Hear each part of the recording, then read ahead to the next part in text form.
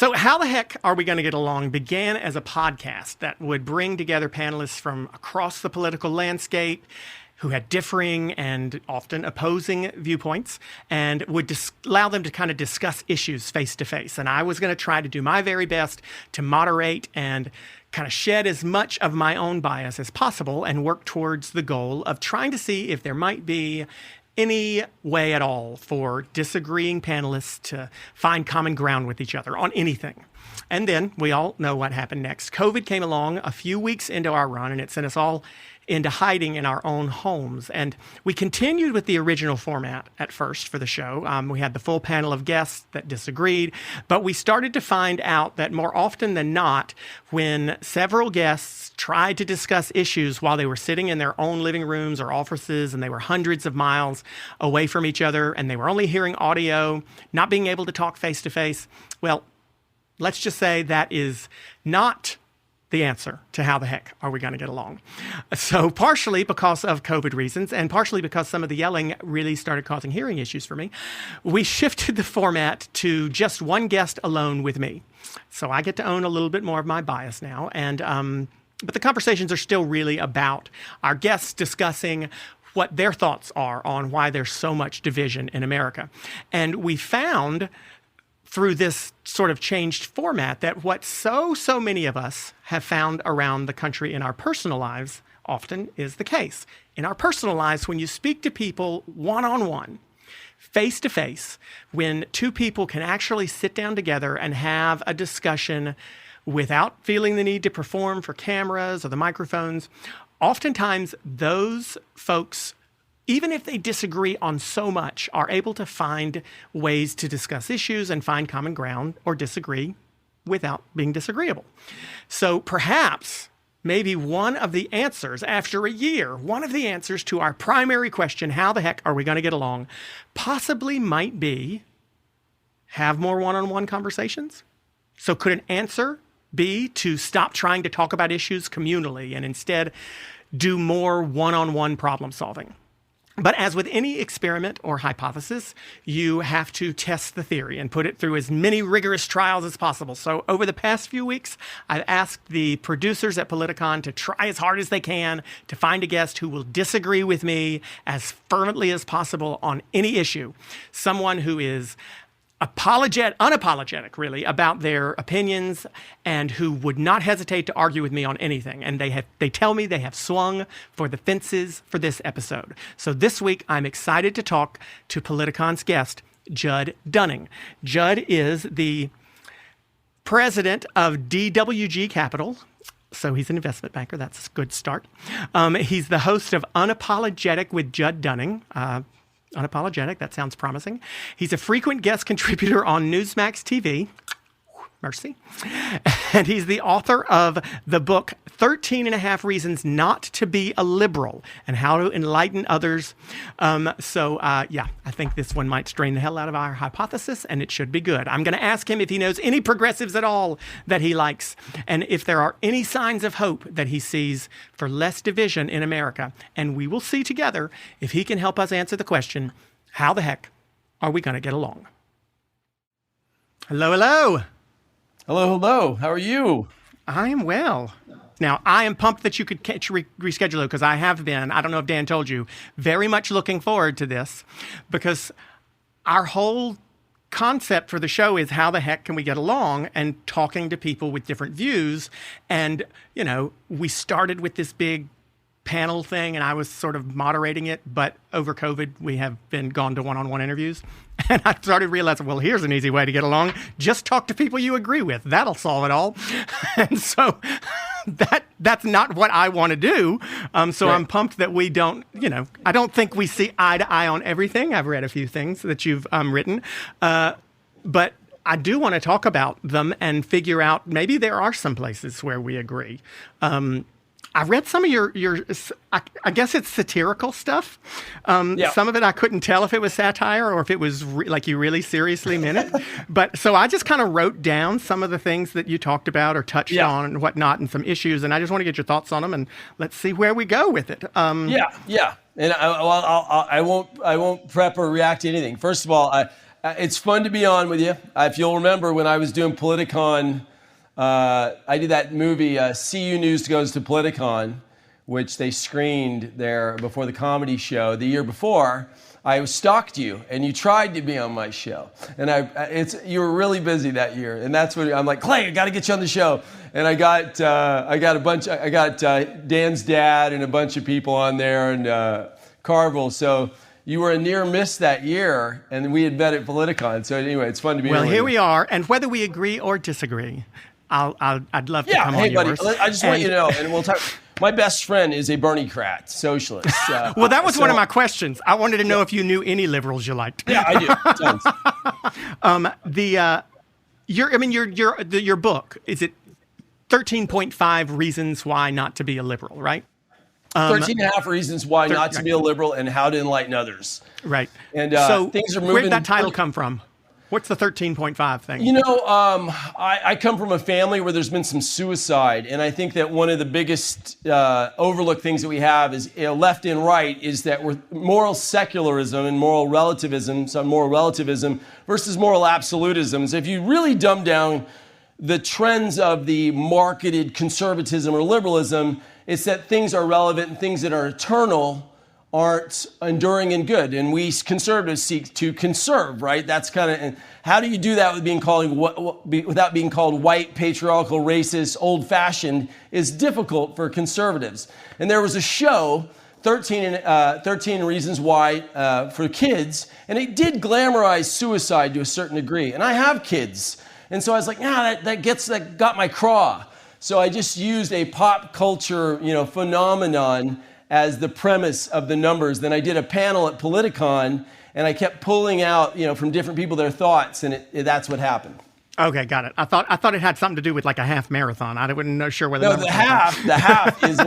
No, but I'll tell you. On that note, Clay, the half is abortion, which is a great place for us to start, because I think abortion and life or choice is such a big question. It's not about two guys arguing conservative or liberal. It's life. It's a little bigger than just politics. So the half reason was put last so people could listen to my conservative presentation, conservative versus liberal, and then get to life at the end. And I told a story where I went through a couple abortions when I was a liberal, and I felt I didn't have a voice. So I put that last so people wouldn't close the book in the first chapter.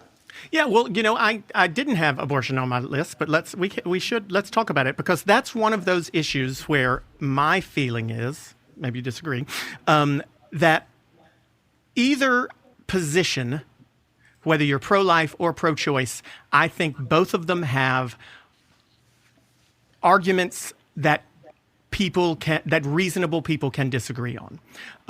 That if you are a pro-choice voter and you believe that women do have the right to choose, and you believe that or should have the right to choose, and that doctor and medical decisions should be made with your doctor, et cetera, that is a perfectly valid and strong argument on my part, on their part. And I also understand why people who are against abortion would have a visceral reaction to the killing of a unborn fetus or baby. And I have a lot of people in my life personally who I disagree with about, the right to choose and abortion rights, but I can see their side. And it's one of those issues where I am pro-choice because I don't have a uterus, and that's part of it. And because I think that, but to me, I can understand why people would be viscerally opposed to it. Your position on abortion is? Yeah, well, my position on abortion is, let's talk, your show's about how can we all get along. So let's talk about the commonality. And the commonality is that there are a lot of Democrats for life. And, the parties have been radicalized by media, but the truth is there's a lot of Americans that really struggle over this. So my position, I have a little bit of a safety default position on this, is that, I love abortion being left up to the states. I don't think the federal government should be involved. And as Ronald Reagan said, you can vote with your feet and go to another state. And people are like, oh, well, if you're depriving poor people, they can't get it. There's organizations and NPOs, before government did everything for us, that can get people to the state next door to get an abortion should they wish. There are organizations. The Catholic Church still remains one of the biggest charitable organizations. There are people that would empower people to get to abortion. So they talk about access, but look at the great news in America is that in Georgia, it's now, we've gone into the illegality of abortion. In New York, you can abort at dilation. It's a horrible dichotomy of our views, but we should be torn apart on this issue. We're talking about taking a beating heart and life and soul, if you believe in the Hall of Souls concept in the Bible. I happen to be a Judeo-Christian. Then in this body, and what they say, some faiths believe it comes back and goes to another another soul, whatever. So many different beliefs on this that are complicated. But we should struggle over life. So I'm glad that we struggle over life. If Roe versus Wade gets overturned, the ramifications are blown way out of proportion. What people don't understand, Clay, is that we're some of the most radically free to abort societies in the world. We're already, like, American women are highly, highly allowed to do so. So many countries like Sweden and Denmark and all these other countries we think are these socialist darlings, which is not really true, is that it's much more restrictive after a few weeks. There's tests, there's costs, there's penalties. So, we are in a noble struggle, if you want to talk about how to get along, about life. And if you make somebody the enemy, then that's a problem, because I think it's going to be ongoing. Now, I personally stand for life. Well, so I think that, I hear all of those arguments. I totally do. But I guess the reason that I was okay with starting with abortion is not necessarily just because of that particular issue, but to me, it becomes incredibly frustrating to be able to look at someone who I disagree with on that particular issue, hear their arguments about that. And I'm not saying that this is what you're doing, because maybe you won't in a second. Maybe you will. Lots do, though. And accept, okay, it sounded to me like your argument, tell me if I'm wrong, was more of a federalism argument. So leave these things up to the states. If one particular state doesn't allow for abortion under these circumstances, but another one does, there are ways to, it is still free. That federalism argument, I think, is somewhat, again, I don't necessarily agree with it on that issue, but I can hear it.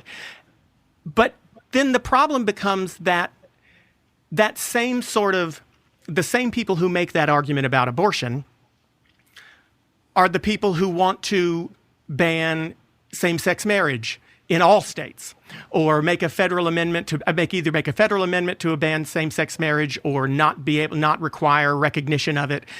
They're the same people who are opposed to letting states make stricter gun control laws. So I guess and I'll say the Democrats have the same problem with saying, well, we believe a woman should have the right to choose all over, but we don't. There's hypocrisy on both sides here.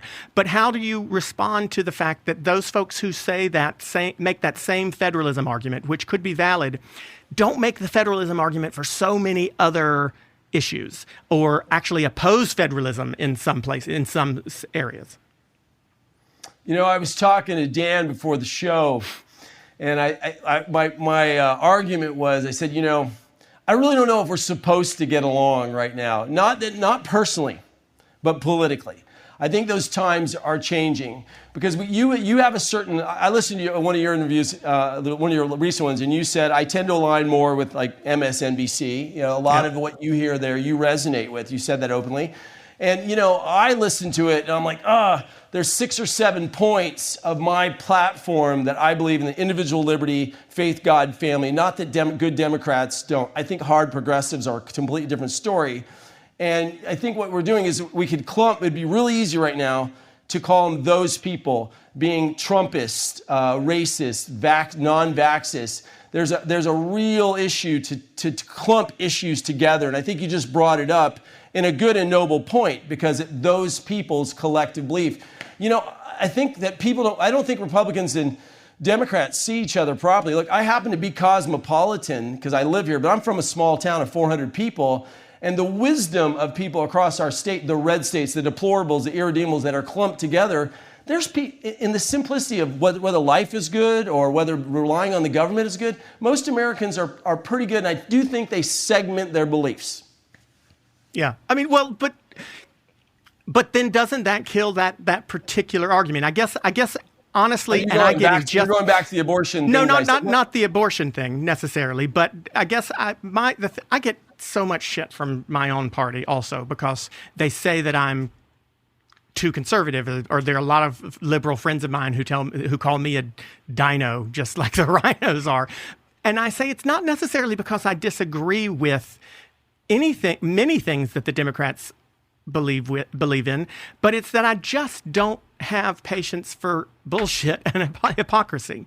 And I think that if we make an argument in one place, then we have to continue to make that same argument or stand up for it in other ways. And an example that's come up this past week specifically is the Obamacare decision that came from the U.S. Supreme Court here in the last few days, where they essentially dismissed the lawsuit to override the Obamacare mandate. The Supreme Court dismissed it 7-2.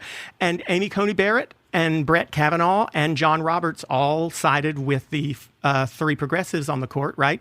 And Clarence Thomas did too. But my point here is that Democrats screamed and shouted about the dangers and the horrors and how Amy Coney Barrett and Brett Kavanaugh would dismantle Obamacare.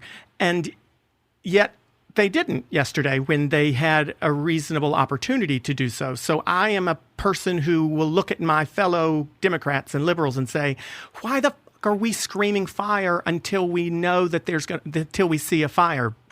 Neil Gorsuch sided with the progressives to make it illegal to fire someone for their sexual orientation. When he was on the stand in front of the in front of the Senate Judicial Committee, people acted as if though he was trying to burn gays at the stake. But Republicans do that too. And just this week, Mitch McConnell said Republicans would absolutely not give a vote to a Joe Biden nominee if it were to come while Republicans were in control of the Senate. And I wonder, are we just looking to be bitches now? Is that what we're trying to do? Is that our goal? Are both sides just making every effort possible to be jackasses and not get anything done? It's great because there was that show, The Best of Enemies, where polarized politics started, back in the 60s during the primaries and the conventions. Yeah, but Gore Vidal got along with... now I can't think of who it was, but with William F. Buckley. They ended up being friends. Yeah. Right, they were friends. Got along. They liked the game. And, now the game is on steroids. So the answer to your question, I think the answer is yes. But you brought up something really important, Clay, and that is that, America is a federal registry. It's not just what we hear on the news. It's what laws, what legislation, what executive orders are passed through that restrict the fact that I can't buy a certain light bulb down the street or have a second shower valve in my back property because my liberty has been restricted. So is that hyperbole? What's that? Is that hyperbole? Because I was following you all through that conversation, all through that line, until you said, because my liberty is being restricted. And those particular regulations that you were talking about are EPA regulations, right? I'm assuming. One day in the federal registry or the state registry, something becomes inaccessible to individual choice, like a light bulb. Or abortion. There are small things that eventually we want to watch our courts. So let me cut through to, it wasn't hyperbole because the next point that I'm making. And the next point is that, you're talking about the courts as the main stage where things are happening. But look what just happened with Obama for us was tough because of what we felt was ideological overreach of his vision for America. And then what did Biden do? He came in and just on steroids. Trump did 14 in the time he did 38. Executive orders for a progressive agenda. And we were suddenly told hey man, you know what? You back this guy and now it is war on the Hill. And that is the message that he sent. That was extreme. That was FDR. He was only 2 executive orders short of the greatest executive order push. I mean, how do you see that from our point of view, Clay? How does, you're saying, are we being bitches? I would say that. No, I didn't say, are you being bitches? That's just let's be clear, though. I didn't say you as in Republicans and conservatives being bitches. I said you as in everybody, because I agree that all of them have. I'm doing a little research real quick here on Donald Trump's number of executive orders because I've would be fascinated to see it. I don't know off the top of my head how many he did. But I know there were quite a few that were signed early on. In the speed of time. Okay. But, I mean, listen, I think that the argument about executive orders is a valid one if everyone's held to the same standard. So that's why I want to check on Trump's, because he did quite a few also. I mean, the executive order thing is a legal mechanism. And if we are going to allow our presidents, meaning Obama, Biden, if we're going to allow Democrat presidents to do it, then we have to be willing to allow Republicans to do it as well. There are, as we've heard many times, elections have consequences, you know. So if we are okay with Obama doing them, then we can't bitch about Trump doing them. But my argument simply is, if Republicans are going to let Trump do them or let Bush do them, then they can't bitch about. I mean, it's just got to go both ways, right? So if speaking of court nominees, if there is a understanding that it's okay to push through a judicial nominee or a Supreme Court nominee 2 weeks before a presidential election, then that's got to be the new standard, does it not? I mean, or do we become incredibly hypocritical? You validated the most important point at the very beginning, which is that the people we put in office that were going to stand for further voting integrity, and I'm not a radical, I'm a rationalist. Our Supreme Court kept shooting down all these challenges to the electoral process, for example, right? And they've continued, the people that Trump put in office, they've continued to legislate for the people. So I think the greatest thing you said in the show is, wow, I'm a liberal and I'm not too upset with these people. But when it was happening, and it was like, Gorsuch is a rapist and she is a baby killer, and we're just getting all this like, wait, and they've both done noble work so far in the Supreme Court. So I guess so we might find a place to agree here too, which is obviously the goal. It may kill the hypothesis that I had, but that when people talk to each other, they get along, but they don't elsewhere. But if what I'm hearing from you is correct, then that would suggest to me that you would be willing to commit that when Joe Biden nominates a Supreme Court justice, perhaps as soon as the next few months, if Stephen Breyer retires, that Republicans should not, and hopefully you would not, immediately jump to the conclusion that that person's going to be the end of America, right? I would look into that person's individual merits, of course. And then maybe say they'd be the end of America. Is that what you're saying? Because I think Democrats would argue, well, we did that with Gorsuch as well, and we thought he'd be, I mean, but I had a hard time getting on board with screaming and shouting over Gorsuch and even Kavanaugh, simply because I just like, I don't know what the is going to do. I don't know what he'll do when he gets on there. Coney Barrett was a little different because I found like ridiculous amounts of hypocrisy in not approving a Supreme Court justice. Clay, you're a genuinely nice, likable. That is not true. Look, all of the producers on this show just dropped their phones. I've seen you stressed. You're a good human being, my friend. You've inspired a lot of people. My kids were obsessed with you.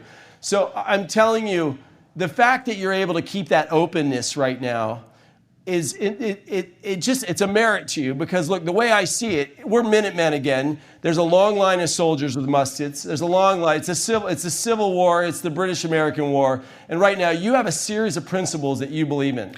But and is it because you believe in pro-choice? You're going to believe in a bigger government, and a potential is a better way to advance our society. You believe that you should protect the climate. You believe in unions to protect the oppressed. You believe in people having universal health care. You believe that racism is rampant, and that you believe that there are possibly... Well, you're throwing a whole bunch of things out that you don't know about. So I'm just saying that's the liberal platform. Well, you said The reason I would stand against probably a nomination from Biden is right now he is a progressively hard left by committee, it seems to us. We don't see a lot of individual moderation. This guy seems irritated to have to talk to the center. Let me ask this, because I disagree with that. I'm not going to take the compliment that I'm nice, because I'm not always. But I appreciate you thinking so. But I will say that the things that I hear you appreciating, will say, about me are the same things that my fellow Democrats don't like about me because I am just like, listen, y'all, we just said this. We can't turn around and change our minds. So I want to know if you can appreciate those things, the fact that I'm willing to be patient with a Gorsuch or a Kavanaugh, if for no other reason than I'm stuck with them, and that's just what it's going to be, so I better make the best of it. If I'm willing to be patient with those things, if I'm willing to say, I can see this argument on the other side, and you call that principle or whatever you want to call that in me, why not feel the same way about a Brian Kemp or Raffensperger in Georgia when they say, no, there was no fraud in this election, or Doug Ducey in Arizona when he says, no, we're not going to continue down this rabbit hole of saying that there was fraud in the Maricopa County election.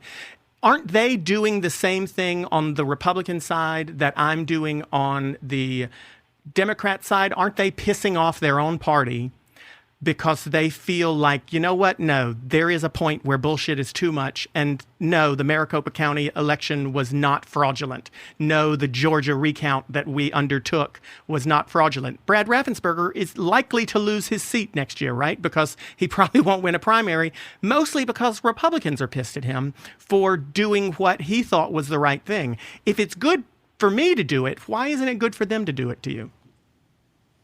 If it's good for you to do it. If it's good for me to disagree with my party sometimes and say, you know what, there's a point where even my own team is doing some bullshit.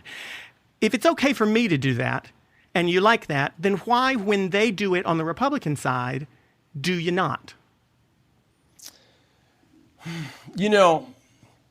Trump awoke conservatism in a different way. I stumped for Romney, and I remember door knocking through Ohio where every family was split up, and I stumped for McConnell, and I did it in a certain revulsion to love things in conservatism that I wasn't happy with, and that was kind of the older generations stayed politics as usual.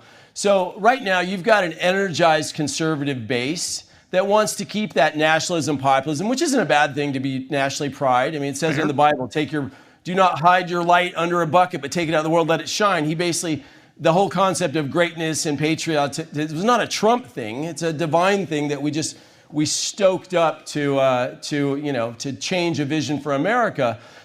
We felt that there was a lot of our experience was there was basically Obama was, it was a lot of America shaming, I call it. It was like, we're good people, but we're racist. We're good people, but we hate the climate. We're good people, but we really don't care about each other. We're good people. And basically, we should be ashamed at the UN. And so there was a real recovery. Like, I would say that Obama's ideology, the pressure it created on the right, created our desire for Trump. And I don't think Democrats... So listen, we agree in the sense that, yes, nationalism and patriotism should not be something that is people should be embarrassed by, nor is it a negative. And I think that even, I'm proud to be an American. I love this country. We disagree on whether or not Democrats or Barack Obama or Joe Biden thinks that America should be ashamed of itself, because I think that, again, is also hyperbole. But that really wasn't the question, because I want you to kind of bring the plane in for a landing. Look, the UN transcript was the most aberrant thing I'd ever heard. When Trump said how great we were, I was uncomfortable because he went a little bit too far. When Obama said how many problems we had and chided his own nation from there, that happened on paper. That's not hyperbole. There was a general dynamic. The Sharpton Holder, they missed this opportunity, Clay. Speaking of missed opportunities, you're missing an opportunity to tell me why it's not okay for Republicans to say to disagree with their own party. Because I know you were headed there and I interrupted you. I'm trying to get there and say this. If you let me just finish this point. The point is, I don't think you guys take enough responsibility that the Obama ideology years where Trump came out of that as a reaction. And now Biden has come out of the Trump years as a reaction, right? There's extreme reactions. It's hard for us to stand against this and pass it away when it energized the base. So we are eating our own when they break with this party line, because we'd like to get back into power. And look, we lost the executive and legislative branch. I believe there was election contamination. I'm a rationalist, not a radicalist. I'm not a seditionist. I just saw I saw people that hated Trump so much that the constant fuel of the flame was a distraction from our national vision. We went too far. I think what we can learn as conservatives is there's a point that if we go too far, that we alienate the middle of America. It happened under Trump. But I think the aberration of mail-in ballots, I mean, Biden got on I want to go with this for a second. I mean, Biden got on the thing. He's like, vote. He's like, vote right now. Vote from the mail. And they said in time, we captured mail-in ballots to take over the United States. It was said openly. That brings up fear for a lot of us. We're like, that didn't feel like a normal thing, like the average person just going and checking. So we're just checking it. Nobody says that we have to take the presidency back. But conservatives are concerned with the integrity of the future. And I think we're being called like racist and Trumpist and all these names for just checking it out. So, that's why we're going after the people that break with it, because your MSNBC or CNN model will instantly grab the breakaway person and say, see, all the Republicans are wrong. And that's the media cycle. That's not Clay. That's not Judd. That's the media cycle. So we have to take those guys down because they invalidate, 85% of the party's beliefs. So first of all, I love you for giving me so much to unpack here. But there's so many things I want to come to that you just discussed. One, it sounds like I almost heard an acknowledgement that we're not going after those people because they're wrong. We're going after them because they disagree with the majority of the party. That's what it sounded like to me. We're going after them because most of us want to keep that nationalism and that Trump vibe in the Republican brand, and they dispute it. Did I hear that wrong? No, you didn't. 85%. So then it isn't necessarily about whether or not what they're saying is accurate or right. It's about the fact that it is not what everybody else believes. Yeah, right. This would be a gotcha moment if I didn't. No, I'm not trying to gotcha. No, it's okay. It's okay. I like it. I'm saying it would be a gotcha moment if I agreed with them, but I don't agree with them. I've written a number of articles on this. I've done a ton of research. So, it's interesting, Clay, because you and I can jump into the internet for 13 pages and find what we want to find now. There's a channel called Ground News, right? There's a new app, which I have to Actually, pitch. I think I have that. I think I looked it up. Yeah, and if you tap it, it has middle, center, right, and it breaks it into different views. And you can tap on the same story and read it. Now, I'm reading everything, and I promise the people that I get on to Newsmax and everything that I do, I promise I'm reading both sides, and I'm making sure that I do. And the extreme variation of facts is making this more and more difficult. Like, we wouldn't have had this discussion 20 years ago as intensely. Well, so why are there different facts on the right and the left? Facts are facts, aren't they? No, right. Alternative facts are now facts. So are they though? I mean, no, that's a serious no. question. I'm not. Okay, they're not. There are just facts, right? Are there ultimate truths? Absolutely. For me, that is what my life is about. Can two things be true at the same time? Can two different things be true at the same time? Can two different things be true? Depending on how many facets the issue, on a sole issue, I write. Okay, so for example, could there have been some trouble and fraud in the election, but at the same time, not widespread trouble and fraud, not enough fraud to have changed the outcome of the election? And this is why we have an electoral college. Why do we want to get rid of this? Let me ask you another question. Well, I don't think that's why we have an electoral college. It's why we have votes and we have vote counting. Well, if you go to the original intent of the electoral college is also to spread the vote as well as protect people from right, from but theft. that hadn't have anything to do with fraud. So fraud itself, the reason I asked that question, there's a great Prager talks. It made it harder to steal the vote, and also it spreads the vote across the nation, not just. You're not going to get me to disagree with the electoral college. I'm disagree with my party on that. So back to your point. Yeah. Go ahead. No, I was just saying, but that's something that Bill Barr himself said, Trump's attorney general, who Democrats demonized and hated for a long time, and I'll say I didn't really like him myself. But he himself said there was evidence of some mismanagement, some evidence of fraud, but there was not enough to have changed the outcome of this election, and it was not widespread. There was no evidence of widespread fraud in the election. And, anytime I hear a Democrat be willing to speak out against Democrats, I listen a little bit more carefully because I want to know, okay, why did they step out and have the balls to speak out against their own party when it does nothing to help them? It's one of the reasons that I think Joe Manchin has found success in getting some people on both sides to listen to him. But when Bill Barr steps out and says, no, I'm sorry, the guy who gave him a job, who, if he were to win, I would keep my job, is wrong. There hasn't been widespread fraud. What motivation does somebody like that have to say something like that? I can understand even the most insane idea that, yes, there are some Democrats who hated Donald Trump so much that they would do anything in the world to make sure he lost. But Bill Barr didn't have that motivation, did he? Brian Kemp didn't have that motivation. But that was given the information at the time. I mean, there's a North Carolina judge that just went through thousands of ballots to say these look photocopied and is making inquiries in North Carolina right now. And then Democrats are grabbing that and saying, oh, well, yeah, let's try to flip it over. Let's try to start flipping states over to Biden. I mean, so even Democrats are acknowledging fraud by saying that, oh, okay, you want to audit? Let's audit. So Bill Barr. Well, but they're saying let's audit because they don't believe there was fraud. No, you're talking to somebody who's in North Carolina right now, so I know what happened. America will choose stability over justice at times. We are a very fragile nation. The people in the Supreme Court that you just mentioned, that have been protecting the vote, it's particularly not something that's handled by the Supreme Court. They don't want to get involved in an issue of federalism. That's going to change if H.R. 1 goes through, or S.R. 1 now that they're trying to push through. But look at who do we save in the crash? We didn't save Bear Stearns, well, right? We saved Goldman Sachs. We went for stability. Our nation was on the edge of actually revolution at this. It got serious for us. And so, Bill Barr came out at the time, hey, there's not enough information at that point, but information continues to come out.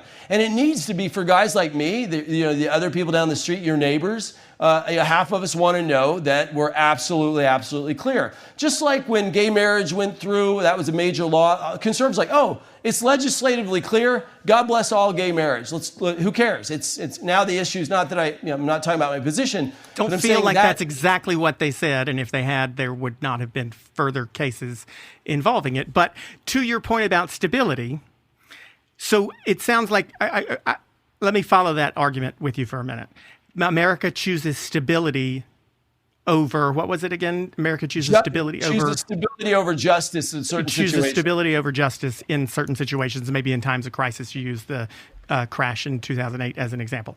But wouldn't stability have been sticking with the same administration that was already in power? If they were going to choose stability, wouldn't that not be the way to choose stability? It sounds like America may have chosen stability and may have chosen that perhaps Joe Biden was more stable than Donald Trump was. If they had chosen stability, if your argument, to make your argument true, you would have to be saying that Donald Trump won, because keeping the same administration would be the stability, right? I think that's a sharpshooter and a black and white ideological fallacy, because you're taking part of the statement and saying that, no, the stability was to keep our nation in electoral. The AP early called this election for Biden, and then everybody else jumped on and called it for Biden because the way that the votes actually came in. Right, our question is, did those votes come in because they were some weird stuff happening, Clay? Come on, we shut down. There was fires. There were sprinklers. There was people pulling out ballots. And remember, here's the thing to remember. The rationalist in me, I want to get to your heart on this one, is, when Bush Gore went into December 26th, that was just a handful of votes, less than 1,000 votes. Yeah. If you look at state by state, this was like 60,000 votes, man. This was not a huge amount of votes before, and then there were the sudden spikes. Now, I went through this. There were 30 anomalies to the voting process that all happened within the same 48 hours that had never been broken before. So statistically, there were aberrations. So that actually happened. You can't tell me, no matter what your opinion is, you can't say that 30 statistical norms were all broken because mail-in ballots and COVID. So There we're just were- like, okay, that was a unique situation. Let's just vet that. Doesn't mean I'm a seditionist.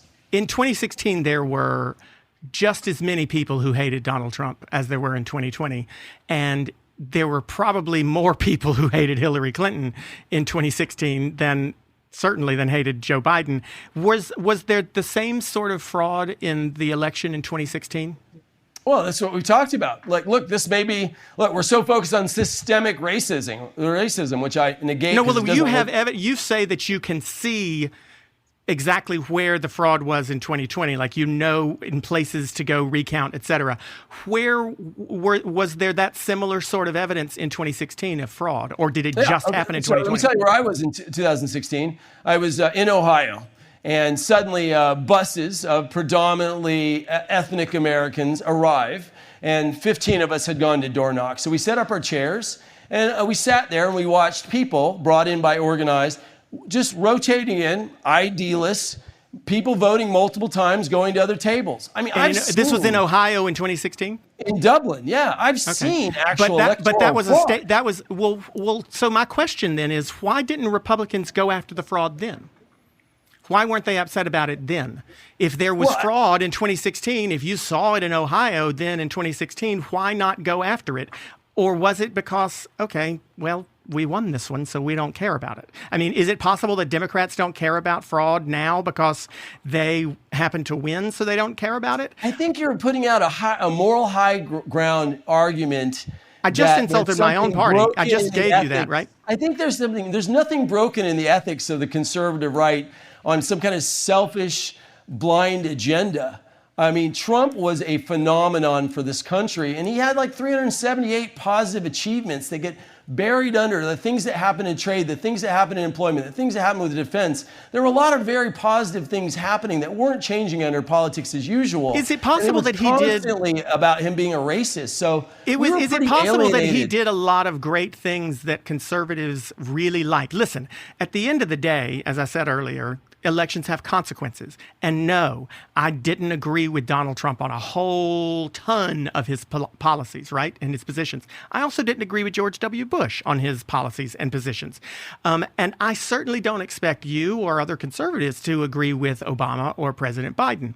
But these are the things that happen, right, when someone gets into office, especially if they have control of all three, of both houses of the legislature and the White House. Is it possible, though, that someone could be a very, very good president to you and to other conservatives, but still not have satisfied more than 50% of the population? Statistically, there's no other American presidency that would fall into that category. I mean, everybody is look at the approval ratings. Everybody's always unhappy. This is a great thing. I would argue that George H.W. Bush did things that made a lot of people on the Republican side incredibly happy, and made a lot of people on the Democrat side probably not as happy, but universally is respected and liked, and yet he still lost his reelection simply and no one screamed. I guess the larger point I'm trying to make is, aren't we always going to scream something was amiss when we lost? No one ever says, "Oh my God, I just won this election, but we should recount it." I've never heard anybody say, "Let's recount an election" if they've won. It's always the person who's lost who wants a recount, right? Isn't that normal? Democrats scream and holler that we need to get rid of the Electoral College. Well, one day it might help us.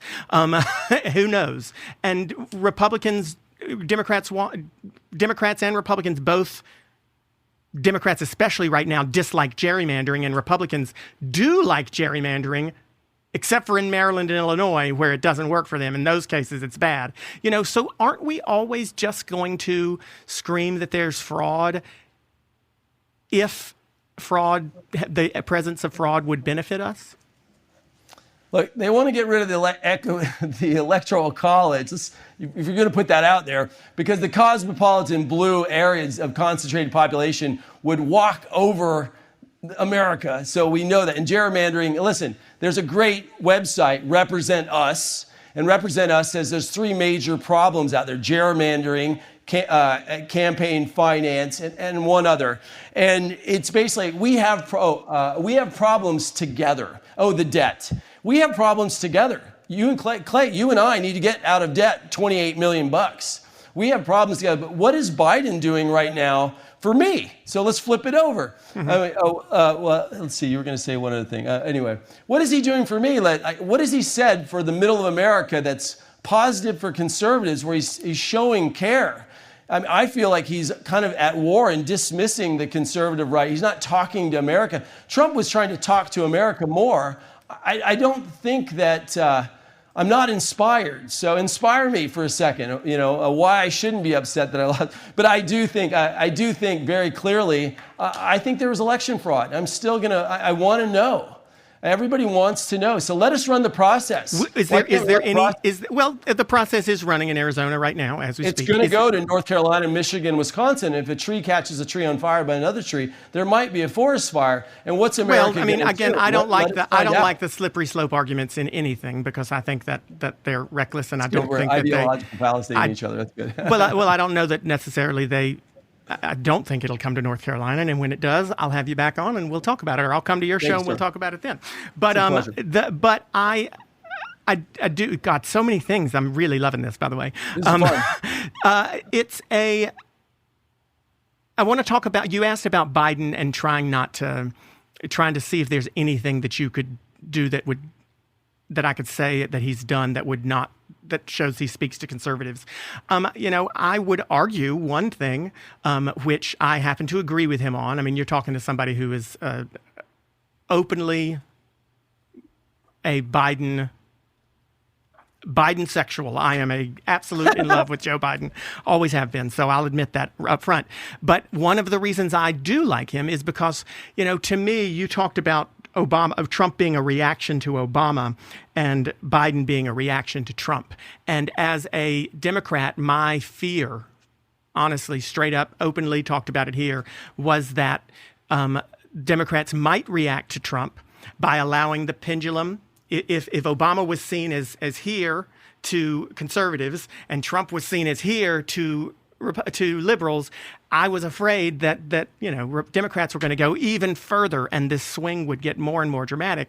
And I was thrilled that Democrats chose Joe Biden because he was not the reaction. He was not the physics reaction.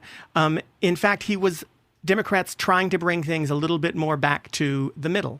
He has been from the beginning against getting rid of the filibuster. He said he was opposed to removing the filibuster.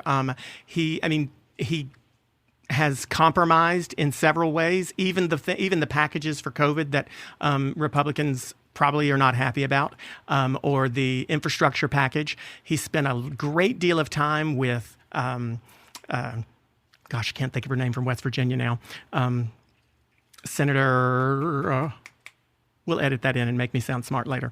The Republican senator from Arizona, from West Virginia, to try to compromise on that package. So he has himself tried to do a little bit more compromising. And you also talked about H.R. 1, S.R. 1. So let's swing into that a little bit, and obviously feel free to respond to the Biden stuff too. But, Joe Manchin has said all along that he was not going to support H.R. 1 or S.R. 1 if it came to the Senate. But this week, he released what he called a compromise, a voting rights bill that sort of combined the John Lewis voting rights bill with H.R. 1, S.R. 1. And it kind of got swift rebuke from Republicans also. So are we simply at a place both with Joe Biden, who most Americans, I think, see as not being an extremist, and Joe Manchin, who truly cannot be argued is an extremist? Is there just no such thing as the middle anymore? If people are trying to be moderate, are they going to automatically be demonized as radicals by the other side, no matter what? The analysis of the left is that the 6% of your party, that is the hard progressive left, has a disproportionate amount of influence, is alienating, as far as I've done my research, about 26% of your party with their policies. So there's definitely a crisis in the Democratic left, as there is a crisis, but a smaller one, in the conservative right with those that aren't aligned with Trump. I'm in a political group for 15 years. And Liz Cheney might not call it a smaller one, but I'll cede your point because you criticized it a little bit on the right. Liz Cheney would be the spearhead of that problem for us, and I'm going to say for us because I'm aligned. I like Trump and DeSantis' Noam. I think Pompeo would be a great leader. But, there is a real issue of who's in charge of the Democratic Party for us, and we see that alienation. So it's hard to trust that Joe's a moderate. And I will say, I know his whole history. Which Joe are we talking about here? Joe Biden. I know his history, and I agree that you put him in office because you thought he was actually less hard left progressive and representing more of America. But he's pretty weak. I mean, we're not seeing you never had a president saying, I'm going to get in trouble, I'm going to get in trouble, I'm going to get in trouble. He's not in his power the way Trump was. Just on an external point of view, just being an American citizen, doesn't seem to me that in his administration that he's absolutely in charge. So it feels like elements that aren't aligned with your core base have a lot of influence. The things that I've seen Joe do is destroy oil jobs. I've seen him accommodate China. I've seen him back off in the Iran deal. In the first 160 days that he's been in office? You've seen that already? I know, but that's what he said. Come on, 120. But he's setting that tone. Let me just finish. Is what he did with guns and was very aggressive. Wait. In this first, he's only been president since January. What did he do with guns? I know. Critical race theory is definitely on a run, and climate is being accommodated. I think climate's the biggest burn of money we can take on right now. We set it on the side. Did you notice you guys let go of climate for a while because you couldn't have climate through the Paris Accord? It became a political tool. Look. I love nature, but we need to fix it in a rational time. We don't need to destroy oil jobs and gut energy independence. It took us 76 years to get to energy independence. So I'm not seeing a rational president from a right-leaning point of view. And I like this conversation, Clay. I'm not here to get in your face but I want to hear what you have to say because, we're unhappy too. Well, I mean, I'm wondering as I hear you say these things, if we're not at a place where maybe at some point we all have to just accept we're going to be unhappy and going to disagree with a president if they aren't in our party. I mean, I hear the things that you're saying, and I recognize that they are not. I mean, the nice thing about this country is we do have checks and balances. We do have a system in place where not only are there 3 separate branches, but even within one of those branches, there are 2 separate houses that things have to go through both of them. And in one of those houses, you have to get 60% of the. I mean, our system is set up in such a way that it is really tough to get things passed. It's not as simple as Joe Biden being president and saying, here's what I want to do, and simply because they happen to have a majority in the legislative branch, things get passed. Anything that gets passed, including most of the stuff in his first 100 and however many days we're at now, had to pass his desk, through the House, through the Senate, where it had to get more than 60 votes with a few exceptions, and then it had to be signed by him. We're not talking about some sort of dictatorship where he is in control of everything or where Alexandria Ocasio-Cortez and Cori Bush are in control of everything. We're talking about a system that was set up to make it deliberative and that every law that gets passed has to have some sort of can't just be enacted without any deliberation. And yes, when Donald Trump was president and Republicans controlled both the House and the Senate, that made my stomach turn a lot because there were things that they did that I really didn't agree with. But it was difficult for me, just me, to say, well, this is absolutely anathema to what everybody in the country wants, because at the end of the day, Republicans controlled the House and the Senate because they were voted for. And I criticize my own party often for not making stronger arguments. Is it not possible that maybe Republicans didn't win some of these elections because their arguments weren't strong enough? Sure, of course. There's a system. But, since you're talking about the system, I think a really important thing for us to know why you think it, even though we have these three branches, there were over 300 pieces of legislation that were passed by both parties that went to Harry Reid and Nancy Pelosi's desk during the Obama years that were the process called black hole. They were just killed, right? So there, you can use executive orders, you can black hole bills, and you can shut down the process. You're right. You're absolutely right. And I think Merrick Garland would be the person who could tell us most about that, because Republicans have done it too. And you'd agree with that, yeah? I would absolutely agree with that. And that's what I'm saying is, like, we are going to be, as this, and not to mess up your theme of your show, this will be like, maybe we can't get along. The more work that I do, buddy, I was a lifelong liberal. I was a socialist in a matter of fact. Everybody's a socialist when they're in their teens and 20s. It's required. Right. Until they get that first tax bill, then they're like, Trump. I'm kidding. Well, I didn't go that far. Right now, look, the top tax bracket, and I'm in California, nationally now, between federal and state is 56%. Why stay in California? Most people, I've been told by so many of my other conservative friends that California is a liberal hellhole and everybody's leaving it. Why are you still there? Why haven't you left yet? I surf. It's that easy. Well, Georgia's got beaches. Georgia and Florida have beaches too. South Carolina's got plenty. But you don't have swell, man. I will say, I'm moving. We're talking about moving 6 months a year to another place. And I go there and I'm like, California is amazing. So, the bottom line, my uncle said something great. He was vice president of Merrill Lynch for 42 years. And he says, no matter who's in party, he goes, taxes go up and say, we'll just work harder. That's the American way. So, you just got to work harder during the thing, what we're going. And this is a perfect pivot point for this. The supply side, I'm economics background. I'm in a top 5 institutional real estate firm. I opened my own firm. I've been in the real estate markets for a long time. And the nation shifts between supply side and Keynesian theory. Now everyone's like, oh, that's the supply side, it's trickle down. And then you guys come in and it's, oh no, big government spending. But you know what? Our nation is like a huge aircraft carrier. And it turns very slowly. Neither of our parties are going to take down this nation. But the thing that both sides need to talk about is the debt.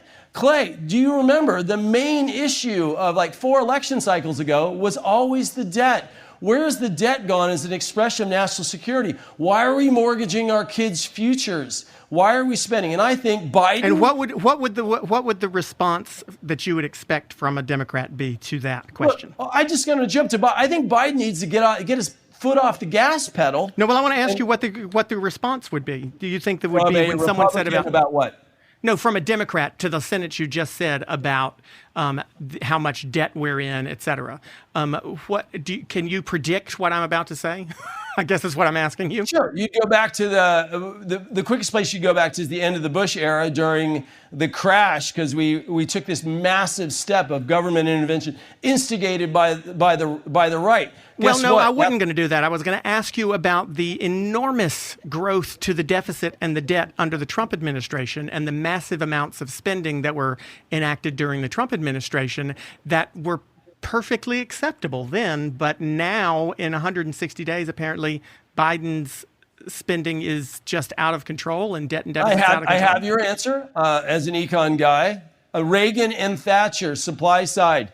That what happened is they hit austerity later in the game, and the big recovery of a supply side approach is in the second 4 years historically. If he had stayed in office, where employment were going, where trade was going, how did Clinton get rid of the debt? We all know, right? It wasn't just his fiscal conservatism, which he and George Bush Sr. had and JFK had. How did Clinton get rid of the debt? Big tech boomed. It boomed right in the middle of what he was doing. And the new tax basis wiped out our debt with some good spending and good policies. Well, so listen, are still getting too big. That's the fascinating thing about all of these political arguments, and where I think I hate hypocrisy, and I also think absolutism is just irresponsible, because anybody who, well, you say amen, but you're absolutely sure that there was fraud. So that makes me wonder if you really hate absolutism as much. I'm not absolutely sure on absolutely everything. Okay, but the whole supply side argument, I think anyone who was awake in the 80s would argue that, any effect that might have come from the supply side policies of Ronald Reagan only resulted in the fact that George H.W. Bush had to turn around, and after making an absolute promise to not raise taxes, he had to do it in his term. That's why part of why he ended up losing, because the supply side economics of the second 4 years of Reagan's administration had put America in a hole, and its deficit required tax increases. So I'm not sure I'm going to be able to get on board. Yeah, but then I'm going to jump over. Here's what we'll do. We'll show people out in America how we argue. And then we're at a cocktail party. Clay said that. And then I jump over and I start talking about how Clinton made housing a racial issue right after that. So there's a leftist policy that led to the deconstruction that George Bush had to eventually relate to, that was followed up by Obama, et cetera, Except et cetera. I talked about the economics and you jumped to a social policy.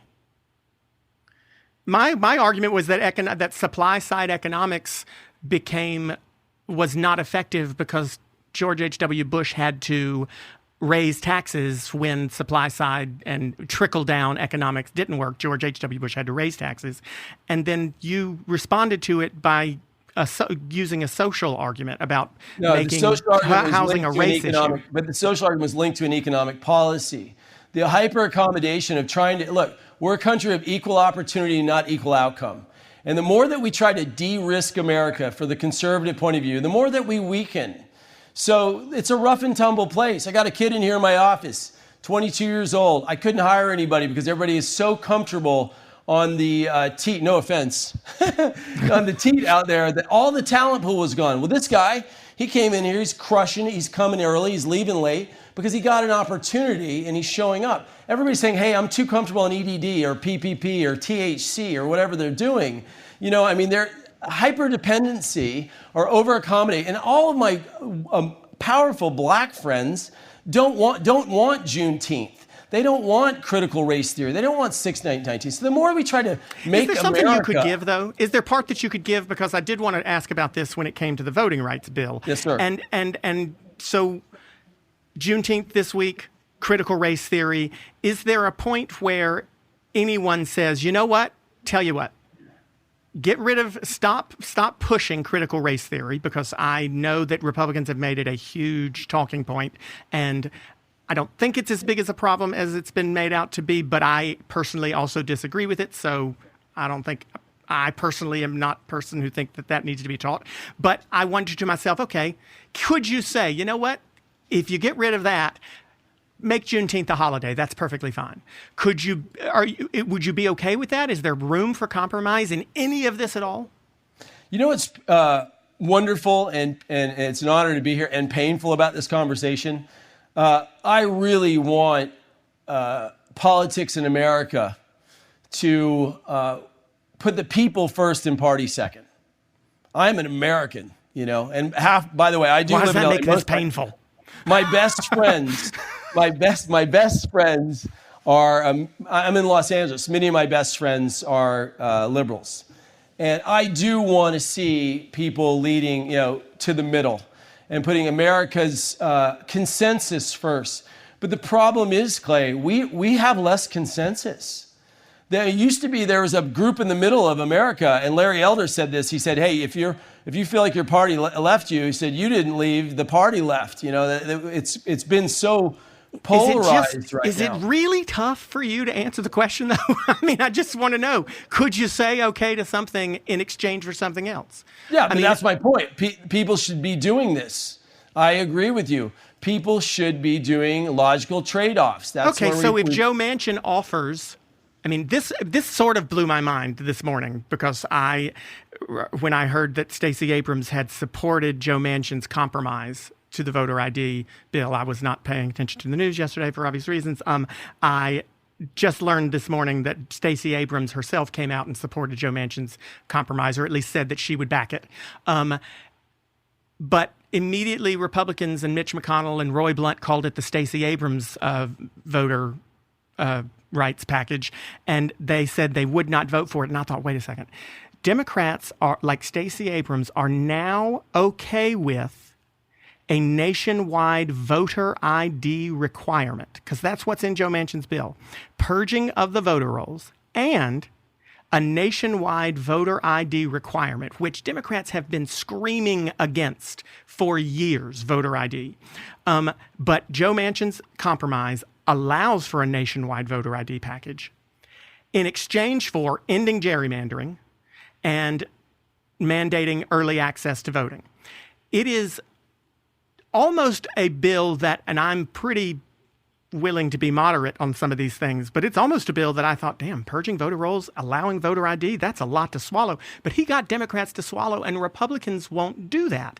I'm like, you'll never get voter ID laws nationwide any other way. Why not take it? Why can't people compromise? If Joe Manchin can bring the Democrats to the table on this, why can't he get 10 Republicans to say, okay, we'll vote with it also? Okay, well, what did he actually say? He said, here's what McConnell said. Senate Democrats seem to have reached a so-called compromise election takeover among themselves. In reality, the plan endorsed by Abrams is no compromise. It still subverts the First Amendment to supercharge cancel culture and the left's name and shame campaign model. It takes redistricting away from state legislators and hands it over to computers. It still retains S1's rotten core, an assault on the fundamental idea that states, not the federal government, should decide how to run their own elections. So no, they don't. We don't want to federalize. But it looks like it sounds to me like you're looking for things to disagree with instead of looking for things to agree with. No, I because agree you with just you said about a second ago. Because you just said a minute ago, you mentioned that particular organization where it identified 3 major problems, and one of them, which I think we agree on, was partisan gerrymandering. Right? This bill, do I think that voter ID is something that we should require nationwide? No. But would I give it in order to get rid of partisan gerrymandering? Fuck yes.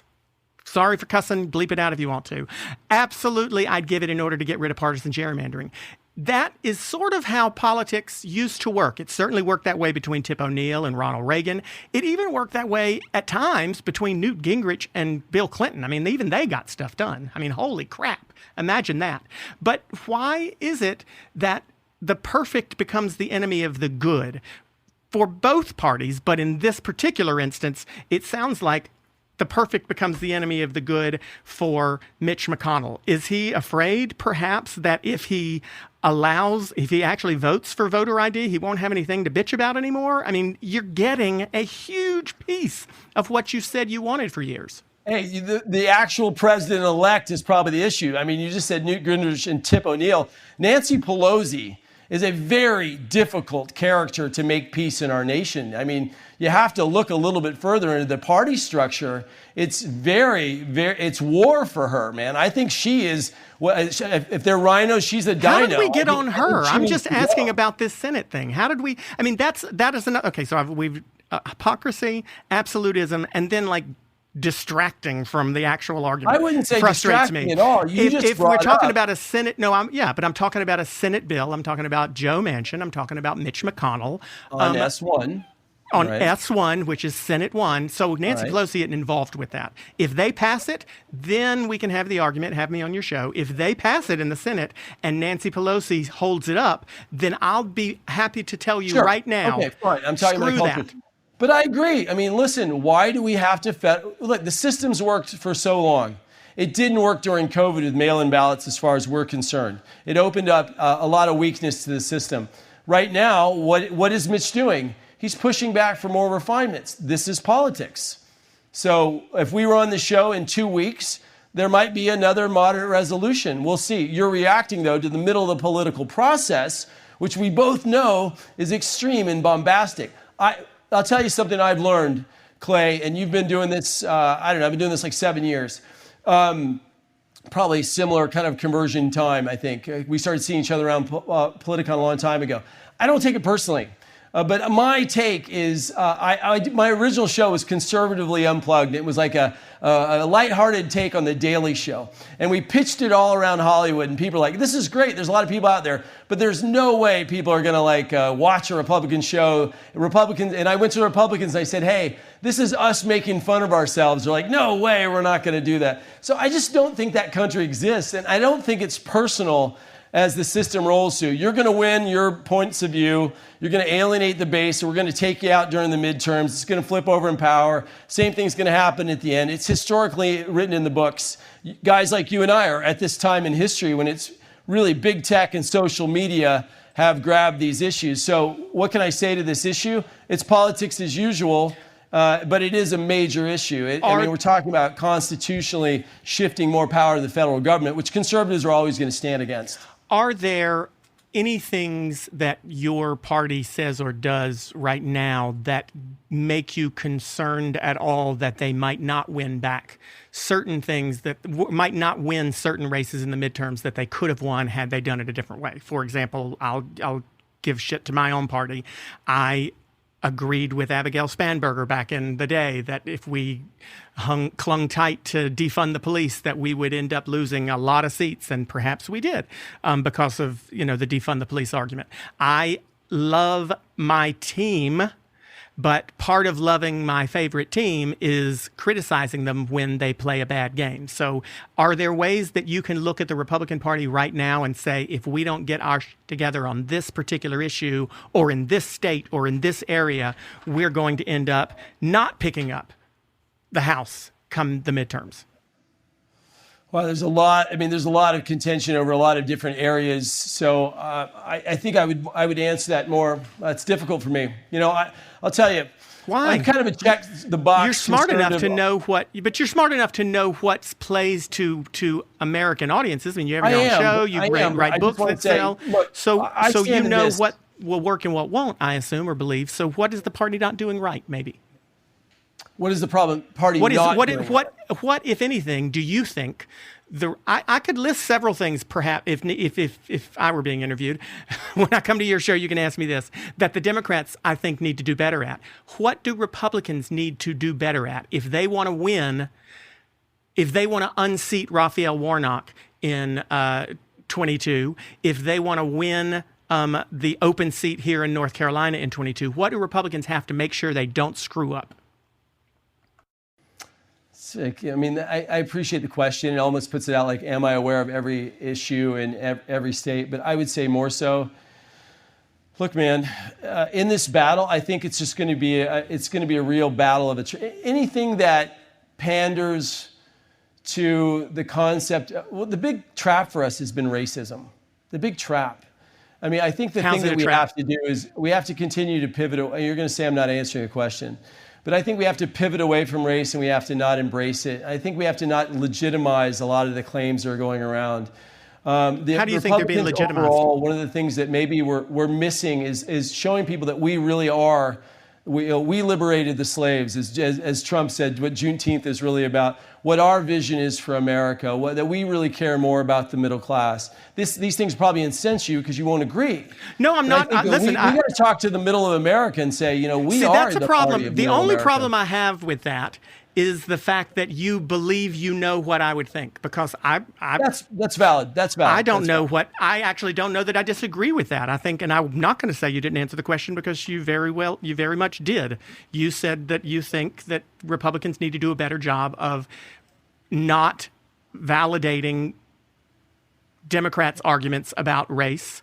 And sure, I'm not a Republican. I can't. And just leading and focusing on care.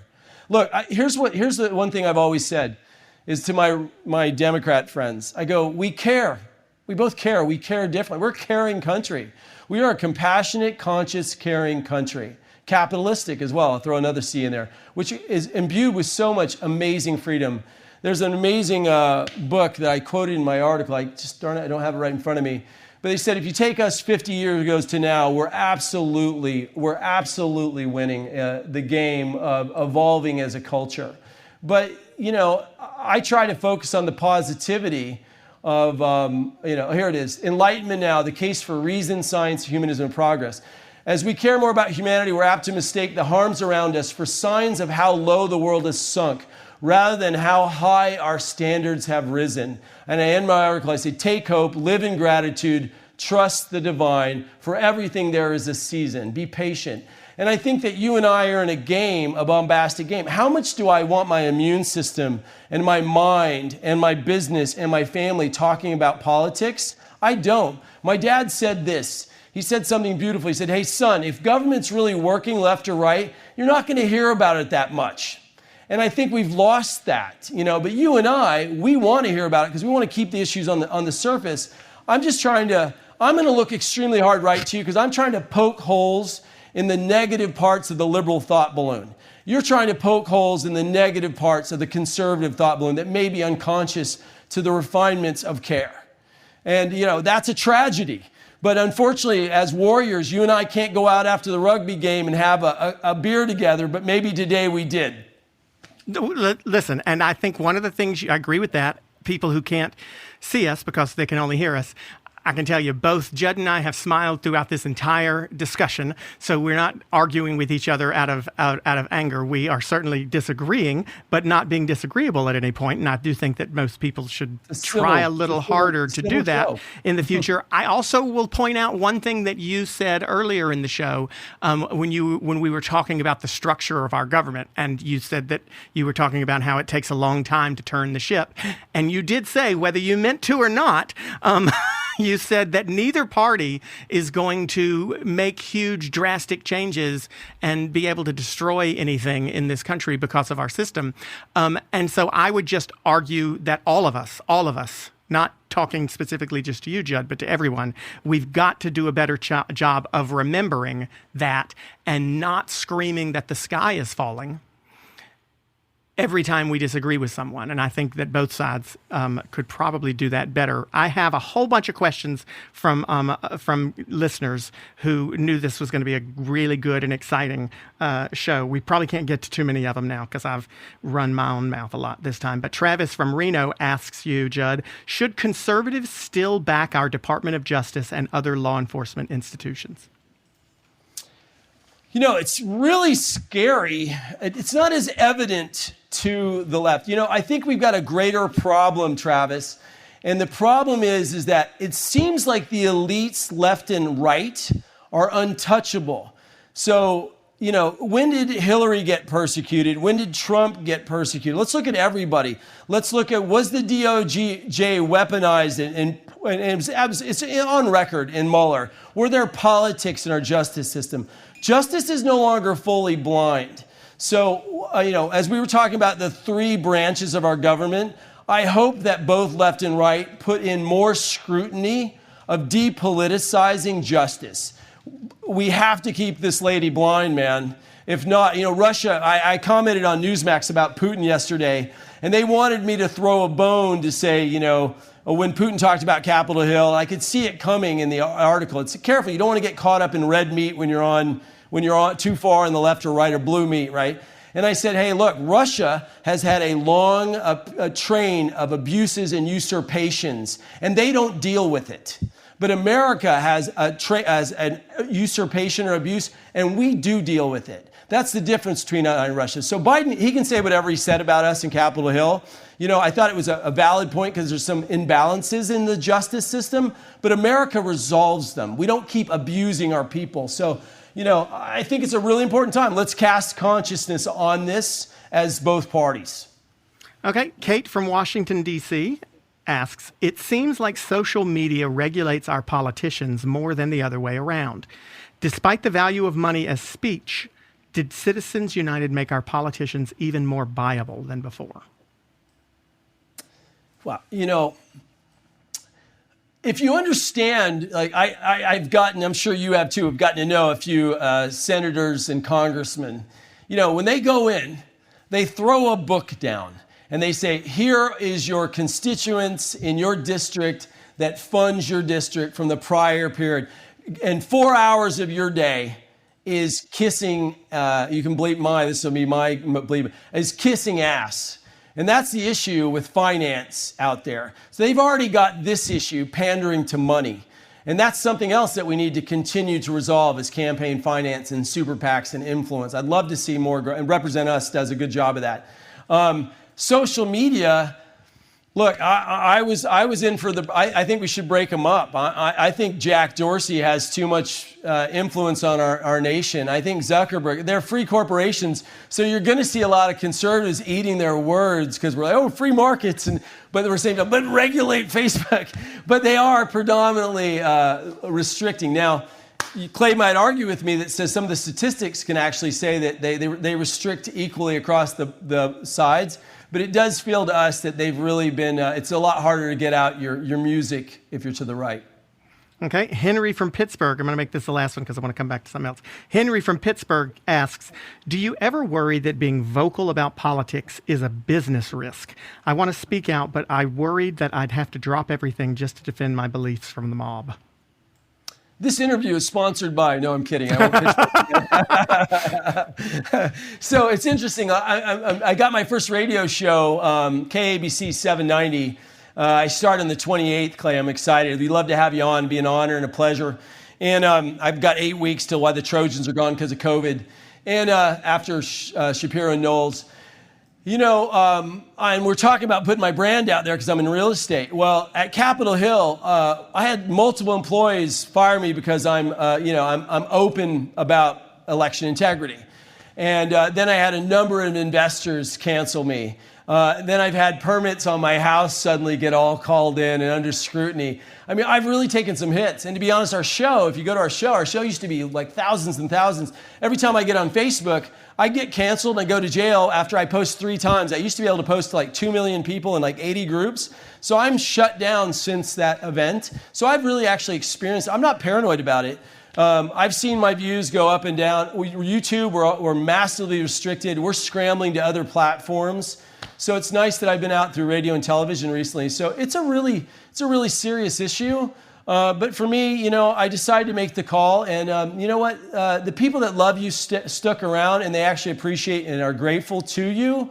But if politics isn't that important to you, you know, I would say affect change in areas that can't harm you as much. We've been harmed a lot. And, you know, people have been harmed for many years. I'm sure Clay was just talking about the consequences in his culture for being a moderate. So it is part of the equation, without doubt. Well, as far as I'm concerned, Henry, I'll tag on to this a little bit because it sounds like you did say it is a business risk, or it can be a business risk. But you have Henry's worrying he'd have to drop everything, I guess, business-wise, to defend his beliefs from the mob. Yeah, sure, I've had people hate me, but you know what? I stopped giving a shit. Amen. Oh Amen. God, there's too much going on. There's too many individual voices shouting from every single, not even corner, because they're all over Twitter, and I have absolutely no time to satisfy each and every one of the 330 million Americans in this country. So I'm going to just satisfy myself and my family and those around me. I want to ask you real quickly, though, because of Kate's question about Citizens United. I couldn't quite hear your thoughts. I know your thoughts on gerrymandering, which was a part of tell me the name of the organization again. Sorry. Represent Us. Represent Us. So your position on Citizens United is what? You know, look, man, I mean, I think every extreme position that, you know, can be taken, there's so many different, like, you sound like you're running for office now. Just tell me, you don't like campaign finance reform. How do you feel about you don't like campaign finance issues. You think that campaign finance needs to be reformed. How do you feel about Citizens United? Look, I don't really have a problem. I feel like they have a right and a position to put forth what they put. That's my point. It's like as long as they want to stand in their position within our system, I support every and any voice that's going to come into the process. That's campaign finance reform. So what would campaign finance reform look like then? Do we think there's too much money in politics or not enough or what? Yeah, no, absolutely. I mean, look, no, where do I stand on that? Sir, look, I'm standing, but as I said, gosh, I feel like I'm jumping around a little bit because I don't want to contradict myself. I want to win. Is that okay, Clay? Well, listen. At least you're honest about it. Hey. I want to win, so I'm a hypocrite in the degree that right now the war is so intense. I want to win, and whatever super PACs get us there, whatever gets us there, I think the left wants to win, and you guys have really been showing us that it's not politics as usual. We're at war. Let's end the show with that. And right now, I'm okay with the war that's on because we're going to keep rotating power, and that is secure. If I didn't think power was going to keep rotating, I wouldn't. So I'm okay with it. But in the long run, I would like to see all campaign finance limited, and I'd like to see it be done publicly in only a recorded forum, and that's kind of what Represent Us says. It'd be interesting to keep drawing back out the influence of money. Well, I will both give you. I'll laugh a little bit because I think that's a funny position in a way, but I'll give you mad props for at least being honest about the fact that what you want, what you think will improve our country, limiting campaign finance and making it public and ending gerrymandering, those things are absolutely necessary. And I totally agree with you. And I give you big props for at least being frank and honest enough to say, but not right now because I want to win first. So that's good for you. I appreciate that. And I respect that type of honesty and hypocrisy. I want to tell people to check out 13 and a half Reasons Not to Be a Liberal and How to Enlighten Others. Even if you don't agree, maybe there'll be some ways that maybe you can, you sit in there, you read the book and you think, okay, at least I can see what the argument's going to be so I can prepare my response to it. Because Judd has given some folks on his side of the aisle arguments to make and ways to have discussions with their liberal family. And I like to know if my mom's going to read this, because I'm certain she will. I'm certain she will love it. I would like to know what arguments she's going to be coming at me with. And so I think you should check it out if you are a conservative who talks to a lot of liberals. And check out Judd's show. Tell us where we can see Unapologetic with Judd Denning. Thank you so much. If you go to Bullet Point Nation, you'll see Unapologetic and our other show with Michael Loftus of Fox. It's called Bullet Point Nation with Michael and I. And Unapologetic is more of our comedy ride. And then you can also see our articles there and all of our media appearances. So it'd be an honor to have all views come on. Okay, Bullet Point, you definitely know you got a marketing background because you said it 3 times. Good. Bullet Point Nation, is it .com? Yes, sir. BulletPointNation.com, BulletPointNation.com, BulletPointNation.com. Judd Denning, how the heck are we going to get along? You know, Clay, thank you for this conversation. I have a friend who calls me up. He goes, I just saw you on the news and I threw up in my mouth. How are you? So, look, man, you got to have a sense of humor. You got to love each other. Like, America is, I think we wake up every day with gratitude because we may have a polarized system, but man, we have an amazing standard of life. This is a highly polarized but amazing free country. You got great artists like you making great music about love and life, bro. We have so much to be grateful for. So start with gratitude, have a sense of humor, and do what you can, and be honest about being a hypocrite and wanting to win.